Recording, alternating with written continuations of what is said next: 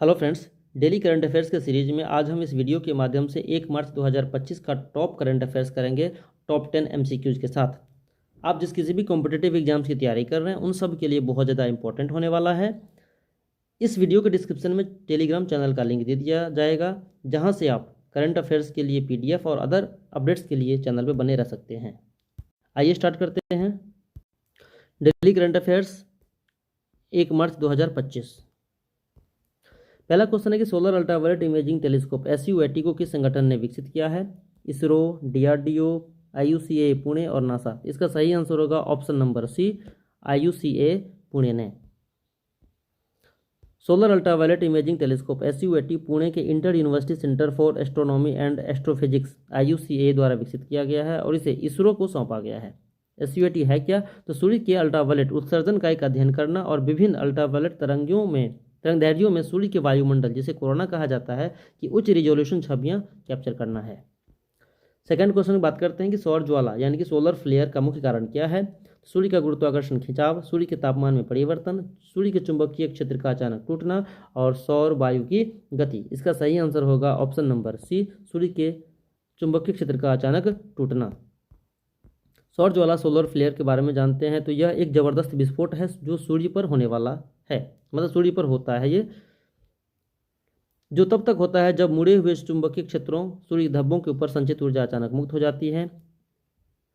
ये कुछ मिनटों से लेकर घंटों तक रह सकती हैं और ये रेडियो संचार, पावर ग्रिड, नेविगेशन संकेतों को प्रभावित करती है।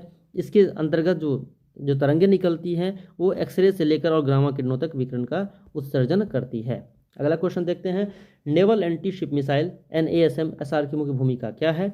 हवा से हवा में युद्ध, सतह से हवा में रक्षा, समुद्र में दुश्मन जहाज़ों को निशाना बनाना और अंतरिक्ष युद्ध।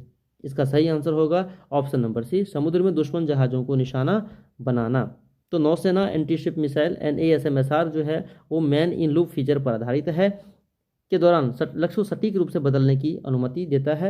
यह DRDO की विभिन्न प्रयोगशालाओं के द्वारा विकसित की गई हैं, जिनमें रिसर्च सेंटर इमारत RCI, defence research and development laboratory DRDL, high energy materials research laboratory HEMRL और terminal ballistic research laboratory TBRL शामिल है। DRDO और भारतीय नौसेना ने इस जो पहली नौसेना एंटी शिप मिसाइल का सफलतापूर्वक परीक्षण भी कर लिया है। इसका अगला क्वेश्चन हम देखते हैं कि अमेजन द्वारा विकसित ओसेलोट चिप की अनोखी विशेषता क्या है? ऑप्शन A है त्रुटि दमन के लिए कैट क्यूबिट्स का उपयोग, ऑप्शन B केवल क्लासिकल कंप्यूटिंग में कार्य करता है, ऑप्शन C क्वांटम बिट्स के बजाय सिलिकॉन ट्रांजैक्शन का उपयोग करता है और ऑप्शन D कृत्रिम बुद्धिमत्ता आर्टिफिशियल इंटेलिजेंस अनुप्रयोगों के लिए विकसित किया गया है। इसका सही आंसर हो जाएगा फ्रेंड्स ऑप्शन नंबर A, त्रुटि दमन के लिए कैट क्यूबिट्स का प्रयोग करना।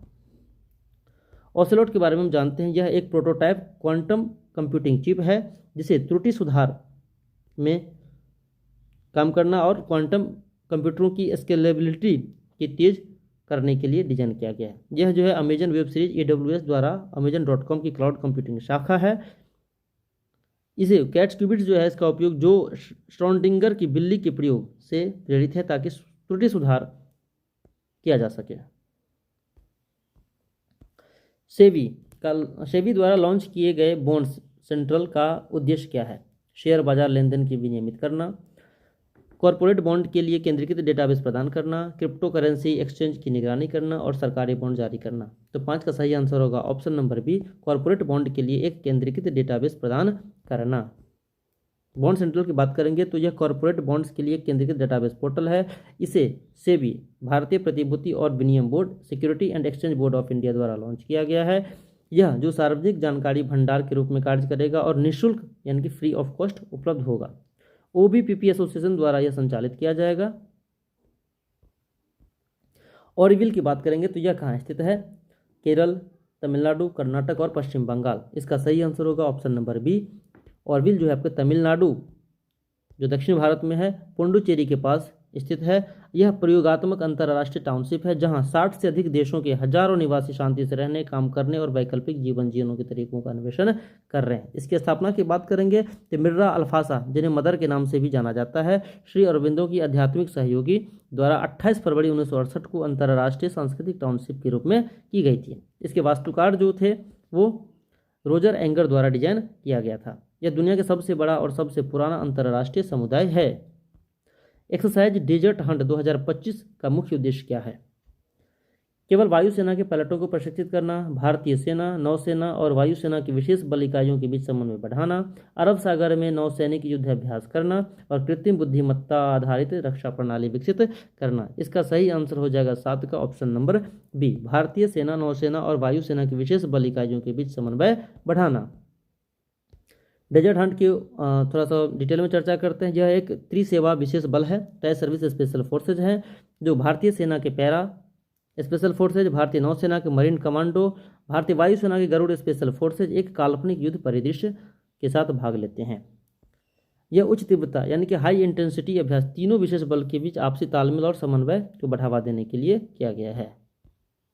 नेक्स्ट क्वेश्चन है कि पारधी समुदाय ऐतिहासिक रूप से किस गतिविधि से जुड़ा था? ऑप्शन ए कृषि, ऑप्शन बी मछली पकड़ना, ऑप्शन सी शिकार और ऑप्शन नंबर डी मिट्टी के बर्तन बनाना। इसका सही आंसर होगा ऑप्शन नंबर सी शिकार। जो पारधी समुदाय के लोग थे वो एक घुमंतु यानी कि नोमैडिक समुदाय हैं। मुगल काल से ही शिकार में मदद के लिए नियुक्ति किया गया था इनको। वह ब्रिटिश शासन के दौरान खेल के लिए हो या जमींदारों के शाही रसोई घर के लिए हो। यह समुदाय मुख्य रूप से महाराष्ट्र और मध्य प्रदेश में निवास करता है। साथ ही गुजरात और आंध्र प्रदेश के कुछ भागों में भी ये पाए जाते हैं। पारधी शब्द मराठा जो है भाषा का एक पद से लिया गया है जिसका अर्थ होता है शिकारी। क्वेश्चन नंबर 9 है, कौन सा भारतीय राज्य ओलिव रिडले कछुओं के विश्व के सबसे बड़े प्रजनन स्थल के रूप में जाना जाता है? गुजरात, ओडिशा, तमिलनाडु, महाराष्ट्र। इसका सही आंसर होगा option number B Odisha. Olive ridley कछुओं की एक प्रजाति है जो सबसे छोटे और सबसे अधिक संख्या में पाए जाने वाले कछुए हैं। विशिष्ट रूप से जो है ये अंडे देने, जो सामूहिक रूप से ये अंडे देने की प्रक्रिया जो इनका है उसके लिए फेमस है और इन्हें अरीबाडा कहा जाता है, जहां हजारों जो मादाएं कछुए हैं इस समुद्र तट पर इकट्ठित होकर के अंडे देने के लिए वो जुटते हैं। ये मांसाहारी होते हैं और इनका जैतूनी रंग के कवच के कारण इनको ओलिव रिडले नाम दिया जाता है और दिल के आकार और ये गोल होता है। इसकी हैबिटेट की बात करेंगे, वासस्थान की बात करेंगे तो यह मुख्य रूप से प्रशांत महासागर, अटलांटिक महासागर और हिंद महासागर की गर्म पानी में ये पाए जाते हैं। ओडिशा का गहीर माथा मरीन सेंचुरी दुनिया का सबसे बड़ा समुद्री कछुओं का प्रजनन स्थल माना जाता है। संरक्षण की इसकी बात करेंगे तो ये IUCN रेड लिस्ट में असुरक्षित यानी कि वल्नरेबल ग्रुप में आता है और वन्यजीव संरक्षण अधिनियम 1972 के अनुसूची 1 में ये शामिल है। 10वां क्वेश्चन है कि बॉर्डर रोड ऑर्गेनाइजेशन BRO किस मंत्रालय के तहत काम करता है?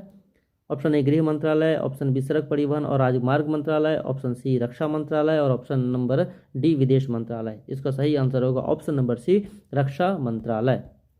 बॉर्डर रोड ऑर्गेनाइजेशन सीमा सड़क संगठन जो है यह एक सड़क निर्माणकारी बल है जो भारतीय सशस्त्र बलों को समर्थन प्रदान करता है और यह रक्षा मंत्रालय के अंतर्गत काम करता है। इसकी स्थापना की बात करेंगे तो 7 मई 1960 को इनकी स्थापना की गई थी। यह भारत के सीमावर्ती क्षेत्रों और मित्र पड़ोसी देशों में सड़क नेटवर्क का विकास और रखरखाव करता है। तो दोस्तों हमने जो है 10 क्वेश्चन जो टॉप 10 देखा है, बहुत ज़्यादा इंपॉर्टेंट क्वेश्चन आप सबके लिए होगा। तो इस वीडियो से अगर लाभ मिला होगा तो चैनल पे बने रह सकते हैं। Thank you. जय हिंद, जय भारत।